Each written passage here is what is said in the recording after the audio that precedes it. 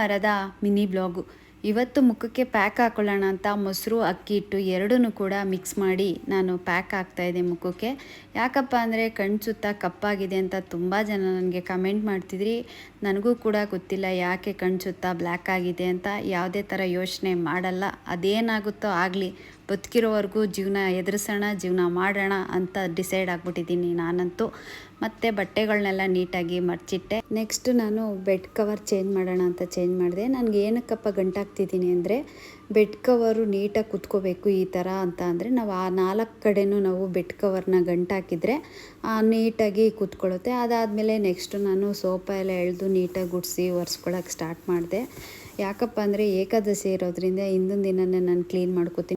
ತುಂಬ ಜನ ಏಕಾದಶಿ ಉಪವಾಸ ಹೇಗೆ ಮಾಡೋದು ತಿಳಿಸ್ಕೊಡಿ ಅಂತ ಹೇಳಿದ್ದೀರಾ. ನಾನು ಆಲ್ರೆಡಿ ನನ್ನ ಯೂಟ್ಯೂಬ್ ಚಾನಲ್ನಲ್ಲಿ ಏಕಾದಶಿ ಉಪವಾಸ ಹೇಗೆ ಮಾಡೋದು ಅಂತ ತಿಳಿಸಿದ್ದೀನಿ. ದಯವಿಟ್ಟು ಒಂದು ಸಲ ನನ್ನ ಯೂಟ್ಯೂಬ್ ಚಾನಲ್ನ ಚೆಕ್ ಮಾಡಿ.